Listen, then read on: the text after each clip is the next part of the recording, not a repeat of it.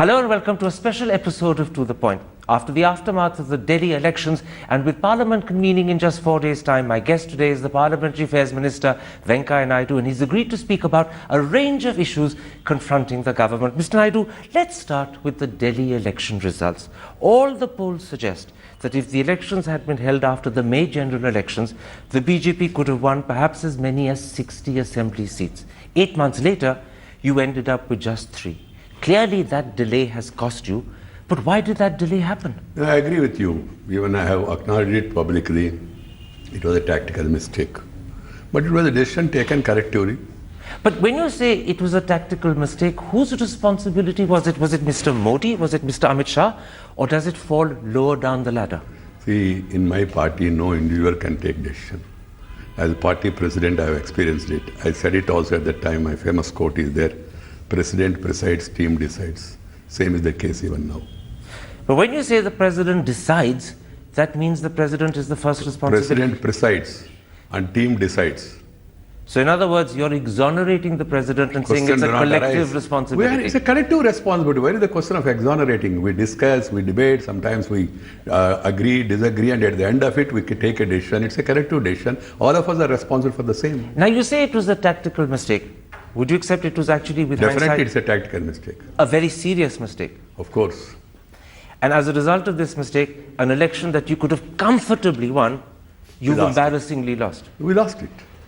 People say a second factor that was responsible for the BJP's poor performance was the decision to appoint Kiran Bedi as your chief ministerial candidate. With hindsight, would you accept that was perhaps an error? I don't think so. If you analyze the election results, your base is intact.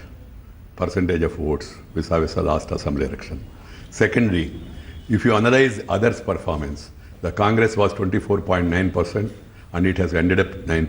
15% went to AAP. Then Samajwadi, then Bahujan Samaj Party 5.38 come to 0.038. And then left all parties, they have transferred their votes to AAP. And AAP became a beneficiary. All right, you've raised a different issue. I'll come back to Kiran Bedi. Let me answer this issue first. You're saying to me that, in fact, your vote share compared to December 2013 only went down by 1%. You're right.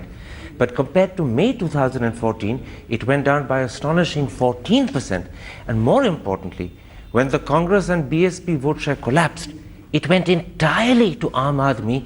You didn't get anything at all. Now, those are serious issues of concern. No, definitely every election is a lesson.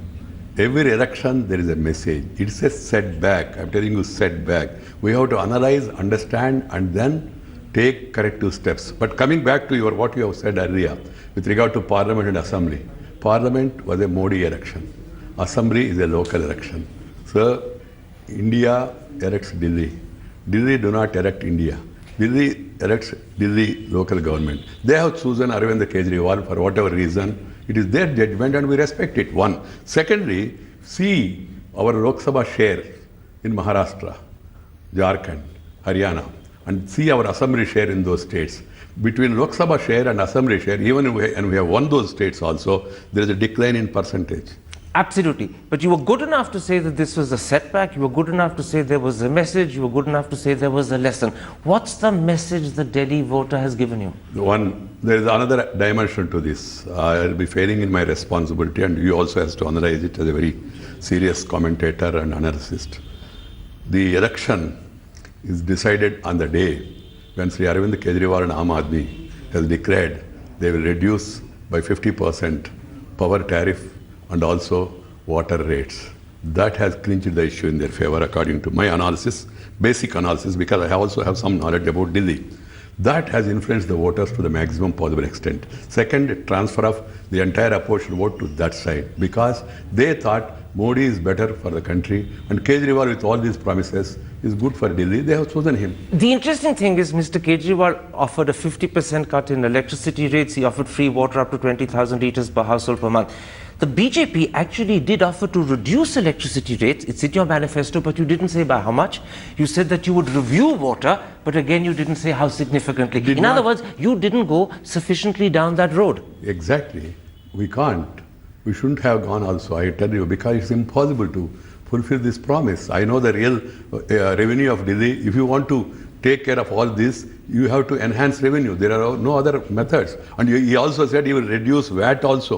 Reducing the revenue and increasing the subsidy, how can these two things go That together? I understand, but let's stick to you. Are you in a sense suggesting that Mr. Kejriwal did better than you and won the election because in a sense, in quotations, he bought it in a way in which you couldn't buy it? He offered cuts you couldn't offer, therefore he won. I don't use the words buy and all. You commentators and journalists, you have the freedom, but as a politician, I can't use such phraseology. But one thing, he could make that promises because we understand the reality. We did not do. We were more constructive.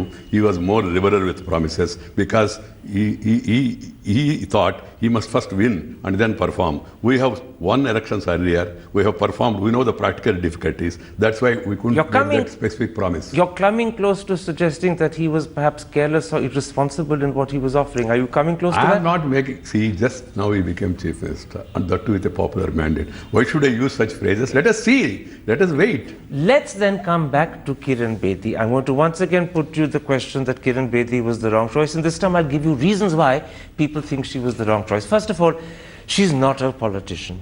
Secondly, her choice as your CM candidate created dissonance and disaffection in your ranks. Thirdly, her past record of making anti-Modi, anti-political comments came to haunt her. Fourth, some of the interviews she gave boomeranged on the party. And finally, she simply didn't inspire the voters. For all five reasons, she was not the best choice. Harsh Vardhan could have been a much better choice. There is no meaning in going back and discussing this first. And moreover, Kiran Bedi is not responsible for our defeat. There are other factors, as I explained to you. It might have added or not added, to what extent that has to be analyzed. But one thing I can tell you, for that matter, even Arvind Kejriwal is not a politician. He just entered politics. So being a politician Except is not this a big was his second election, this so was her what? first. But he ran away within 49 days. And she lost Krishna Nagar, a seat you haven't That's lost really for 20 unfortunate. years. I agree with you. That's a very strong hold of the BJP, and why we lost in that constituency, that has to be analyzed. Are you embarrassed by that defeat? Definitely, every defeat is an embarrassment. If you just simply say nothing like that and all, then you are arrogant. You know, it's not just Kiran Bedi that was in fact seen as a liability for the BJP. Your entire ticket selection, candidate selection seemed to be a mess. First of all, in many cases, you didn't announce the candidates virtually till the last moment. Then out of 70, at least 8, which is more than 10%, came from outside. They had no connection with the BJP. And many of your loyal party workers felt they were being pushed out so that outsiders were coming in. Would you accept that candidate selection and announcement also should have been better handled? No, thing is, we should have taken early decision. That would have helped us. But if you analyze the reasons, they are not the basic reasons for our setback. The reasons are different. As I told you, in spite of all this, my vote bank is intact.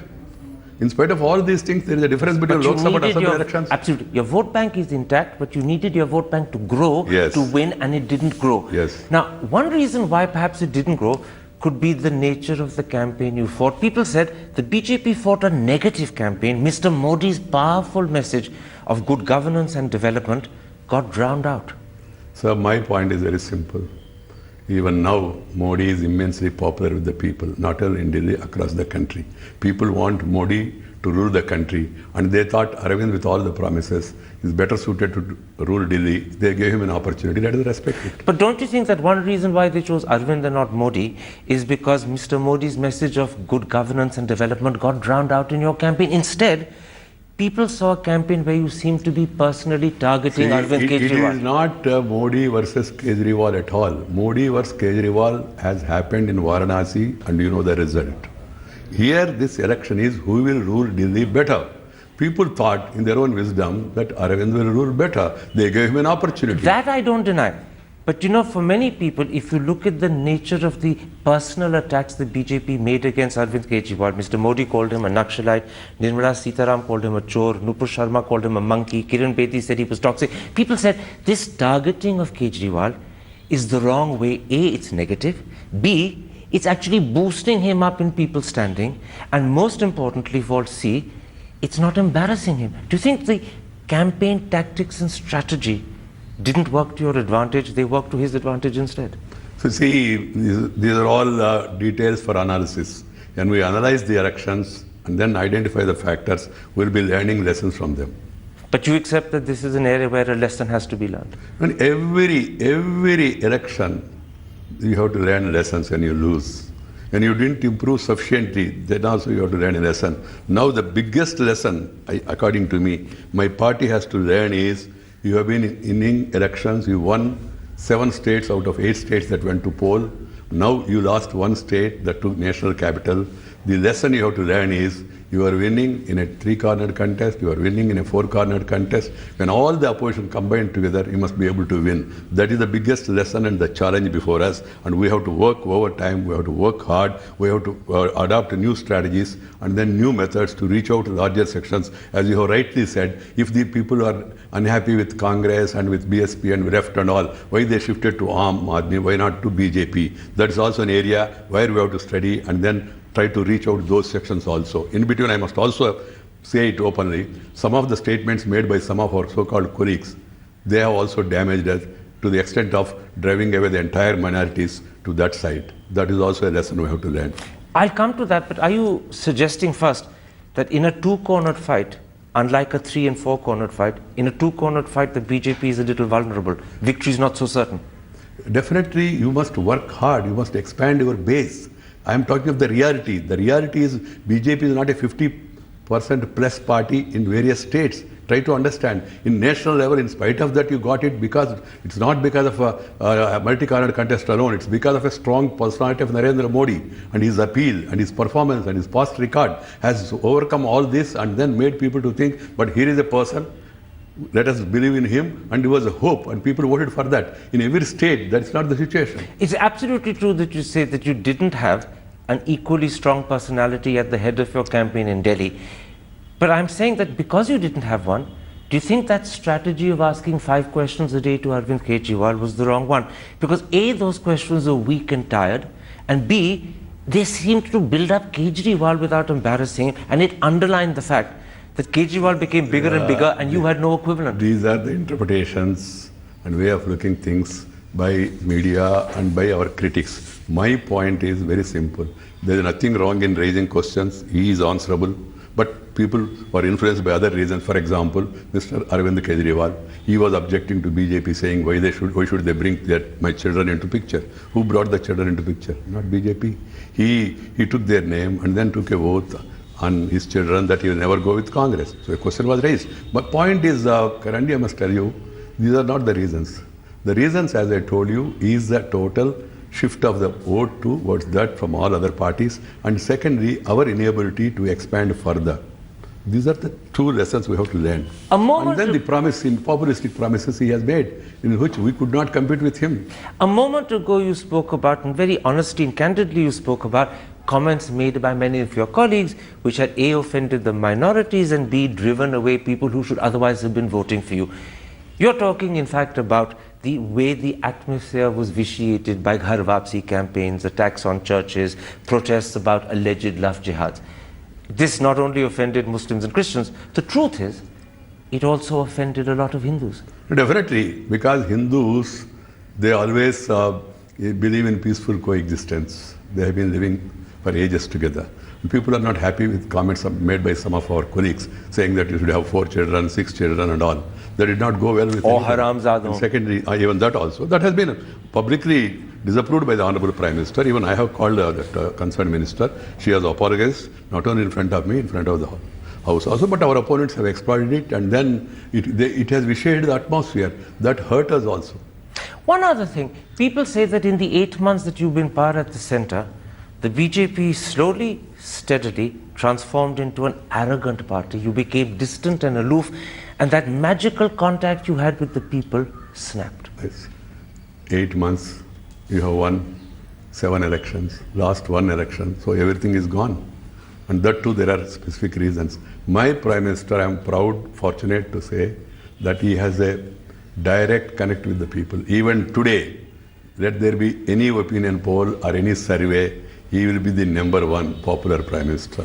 Except that one of the things that happened is that the public perception of the Prime Minister also changed in the wrong direction. Earlier, he was seen as the chaiwala who'd won power. He was admired for that. Then he became the man who wore the 10 lakh pinstripe suit, and people said the chaiwala's become a plutocrat. Yes. Do you think Mr. Modi's image went in the wrong direction? I don't think. There were some people who could not digest the emergence of Modi in the national politics, in the media, in the opposition and in the critical circles. They were waiting for an opportunity. An opportunity has come, so they are trying to find out this, that and all. Where is the question of arrogance? The Prime Minister of India, he consults everybody, he discusses with everybody, he opens up, and then he talks to the people, take their suggestions also. And first of all, you must try to understand, India is a huge country. He has just become Prime Minister. He is trying to address one after another. You can't expect everything to happen overnight. Lastly, let me say it, we have inherited a very bad situation. A fiscal deficit, a revenue deficit, a trade deficit, a current account deficit, above all, trust deficit.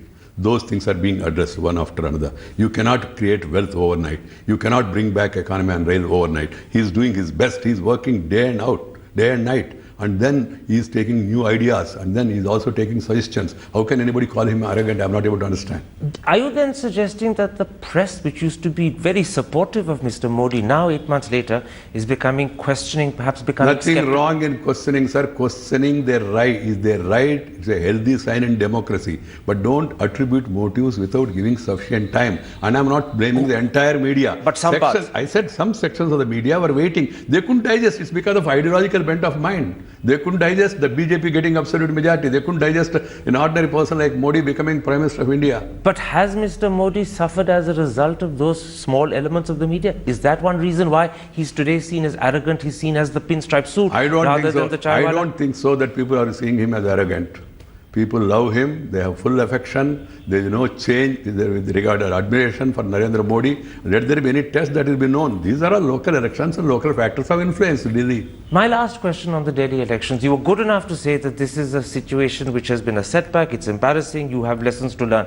How long will it take the BJP to learn these lessons? How much time do you Sir, give for yourself? every election, you have to learn lessons. From every experiment, you have to learn lessons. It's a continuous process. And then in our country, it's not like you have elections once in 5 years.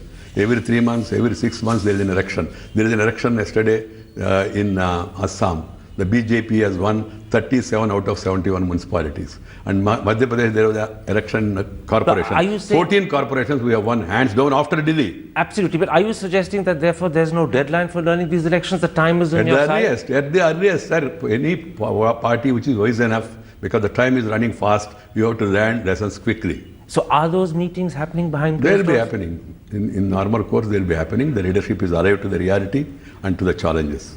All right, let's come to a second subject.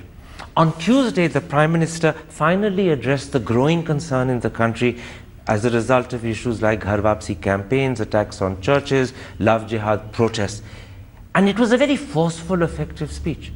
But people said, why didn't he make this speech many months earlier? My point is, one speech of Prime Minister is going to stop all this. Is it happening first time in India, such incidents? How many incidents have happened earlier? Why we are talking about only attacks on church? There were attacks on church, there were attacks on temples also. There were attacks on other religious places of worship also.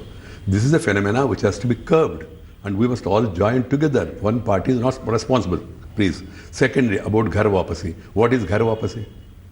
Conversion. Is conversion wrong? If reconversion is wrong, conversion also is wrong. My point is, people voluntarily change their faith. It is for them. There are many issues that you've raised, and I'd like to take them up one by one, but I want to begin by what you said, that we have to together curb this and we have to work hard at it. And that's why I ask, why didn't the Prime Minister speak out earlier? For months, you are saying Prime Minister is acting unilaterally. There is only one minister in this government. Earlier, Home Ministers condemned it. Home Minister held talks with them. But the PM was silent. But the PM was silent. PM is the head at the end of the day. After all, every minister has been assigned certain responsibility. We are performing our responsibility, and Prime Minister also, at an appropriate time, he also spoke on an appropriate occasion. Mr. Naidu, you're a very accomplished politician. You understand better than me that in politics, timing is the most important thing. People were waiting, wanting, asking, demanding for the PM to speak out, and he was silent. When he finally did, he left it so late, people feel he's done it under compulsion rather than willingly. Why is the compulsion now? What is the compulsion? If it is compulsion, you should have spoken it before election. Please try to understand. Compulsions. One, he lost and lost badly. Number two, Mr. Obama, the President of America, has been going on about the lack of tolerance for religious diversity in India. It's better we talk less about Obama. What is happening back home, let Obama see it for himself. the attacks on temples, the attacks on blacks, the killing of minority people the other day and all. These things are happening in different parts of the country. It's very easy to pinpoint at others, but at the same time, everybody should introspect. It is a societal behavior in different parts of the world. Please try to understand. Unfortunately, in this country, Hindu bashing or attributing everything to Hindu organizations has become a fashion. I am saying whoever does something wrong, as you said rightly about that Haramjada, about that comment, or even the 4 children, 6 children, or somebody saying I want to install idols in every other place of worship, they are all wrong. I have no hesitation in not only distancing my party, in condemning and disagreeing with those views. At an appropriate time, they also has been advised accordingly by the party. But my point is that alone will not suffice. People who are playing vote bank politics, who are trying to divide people on the basis of religion and majority and minority, they should also ponder, and then please try to understand, Karanji, these issues are law and order issues in many states, and states are, fortunately, are ruled by different parties. Ghar Wapasi has happened in Uttar Pradesh, ruled by Samajwadi Party. How do you blame Narendra Modi for Ghar Wapasi there? You know, less than 24 hours after the Prime Minister's very powerful, some would say almost emotional speech at a Christian gathering, the Joint General Secretary of the VHP, a gentleman called Surendra Jain, said to the Times of India that everyone had misunderstood the Prime Minister, the press in particular had misunderstood him. Mr. Jain said the Prime Minister was not reassuring Christians, he was giving Christians a warning not to attack the Hindu faith and to be tolerant of Hindus, in other words, to change their attitude to Hindus. He was addressing, Prime Minister was addressing the entire nation. He did not identify any particular religion. Religious tolerance is one for all. And Article 25 guarantees it in this constitution. He was very clear and categorical. If somebody has understood in a different manner, it is up to him. I don't agree with the comments made by Mr. Jain.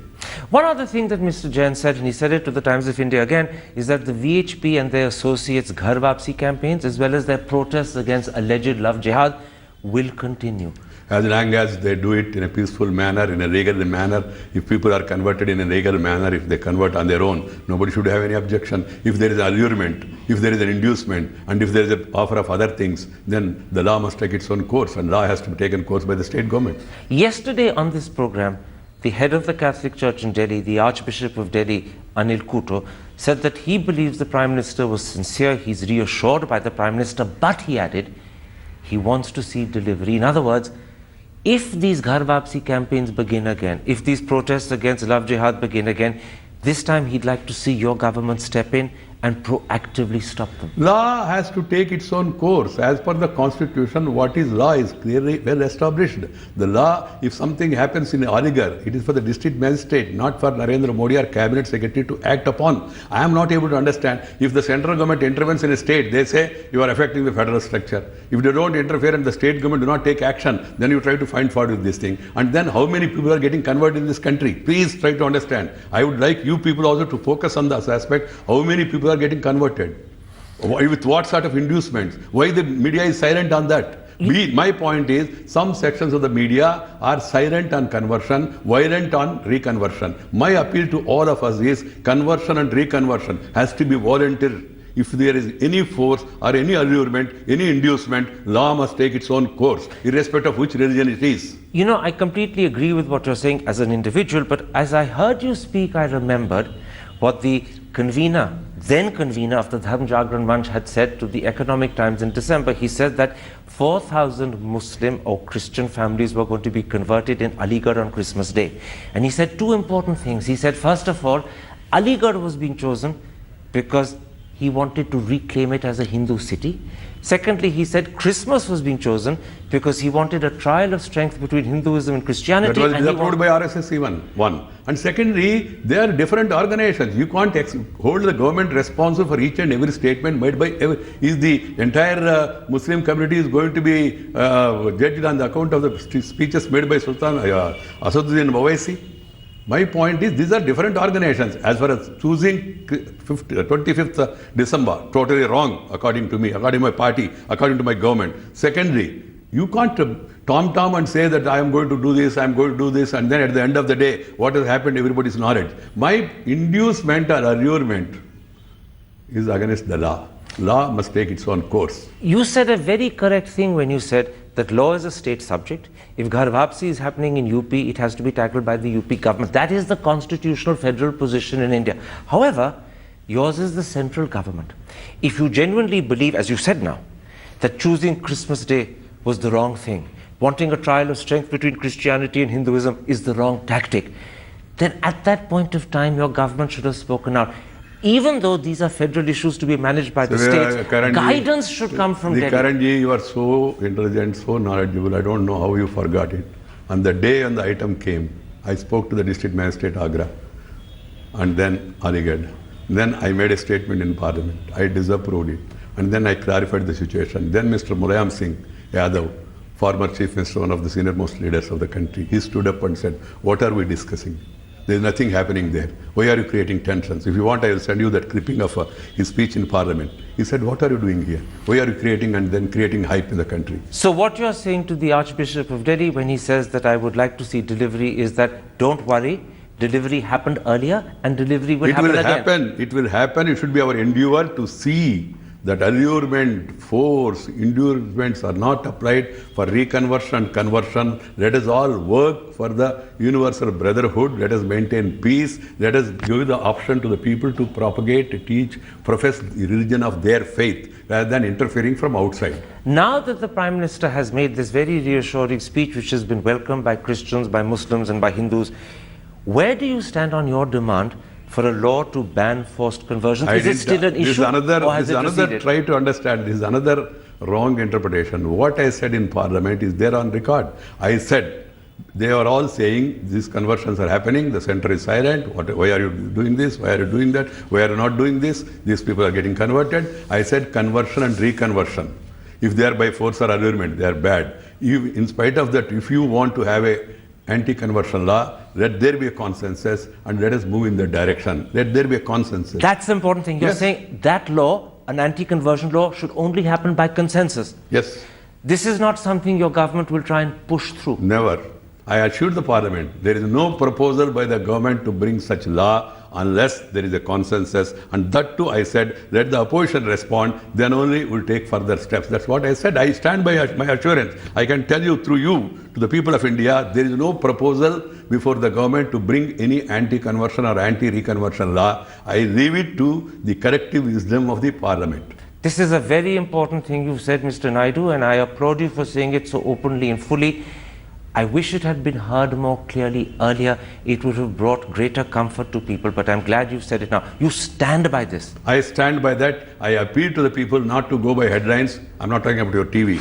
Not to go by simple headlines. Go to the text of my statement and then come to a conclusion. And Mr. Modi stands with you when you say this? Definitely. And I speak something, I speak for the party. I speak for my government.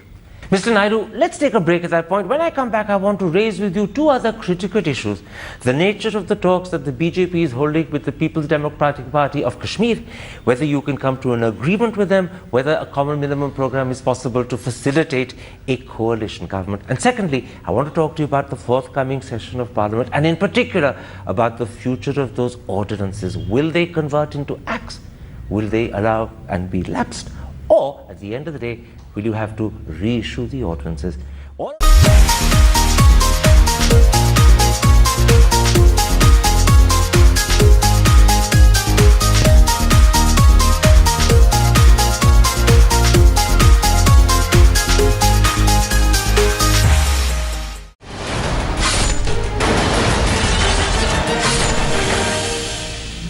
Hello and welcome to a special episode of To The Point. After the aftermath of the Delhi elections and with Parliament convening in just 4 days' time, my guest today is the Parliamentary Affairs Minister, Venkaiah Naidu, and he's agreed to speak about a range of issues confronting the government. Mr. Naidu, let's start with the Delhi election results. All the polls suggest that if the elections had been held after the May general elections, the BJP could have won perhaps as many as 60 assembly seats. 8 months later, you ended up with just 3. Clearly that delay has cost you, but why did that delay happen? I agree with you. Even I have acknowledged it publicly. Agree, disagree, and at the end of it, we can take a decision. It's a collective decision. All of us are responsible for the same. Now you say it was a tactical mistake. Would you accept it was actually with Definitely hindsight? It's a tactical mistake. A very serious mistake. Of course. And as a result of this mistake, an election that you could have comfortably won You've We lost embarrassingly lost. We lost it. People say a second factor that was responsible for the BJP's poor performance was the decision to appoint Kiran Bedi as your chief ministerial candidate. With hindsight, would you accept that was perhaps an error? I don't think so. If you analyze the election results, your base is intact. Percentage of votes vis-a-vis the last assembly election. Second, Serious issues of concern. no, definitely every election is a lesson. Every election there is a message. It's a setback. I'm telling you, setback. We have to analyze, understand, and then take corrective steps. But coming back to what you have said earlier with regard to Parliament and Assembly. Parliament was a Modi election. Assembly is a local election. So India elects Delhi. Delhi do not elect India. Delhi elects Delhi local government. They have chosen Arvind Kejriwal for whatever reason. It is their judgment and we respect it. One. Secondly, see our Lok Sabha share in Maharashtra. It was a tactical mistake. But it was a decision taken correctively. But when you say it was a tactical mistake, whose responsibility was it? Was it Mr. Modi? Was it Mr. Amit Shah? Or does it fall lower down the ladder? See, in my party, no individual can take decision. As party president, I have experienced it. I said it also at that time. My famous quote is there. President presides, team decides. Same is the case even now. But when you say the president decides, that means the president is the first responsibility. President presides and team decides. So in other words, you're exonerating the president and saying it's a collective responsibility. It's a collective responsibility. Where is the question of exonerating? We discuss, we debate, sometimes we agree. If you analyze others' performance, the Congress was 24.9% and it has ended up 9%. 15% went to AAP. Then Samajwadi, then Bahujan Samaj Party, 5.38 come to 0.038. And then left all parties, they have transferred their votes to AAP. And AAP became a beneficiary. All right, you've raised a different issue. I'll come back to Kiran Bedi. Let me answer this issue first. You're saying to me that, in fact, your vote share compared to December 2013 only went down by 1%. You're right. But compared to May 2014, it went down by astonishing 14%. And more importantly, when the Congress and BSP vote share collapsed, it went entirely to Aam Aadmi. You didn't get anything at all. Now, those are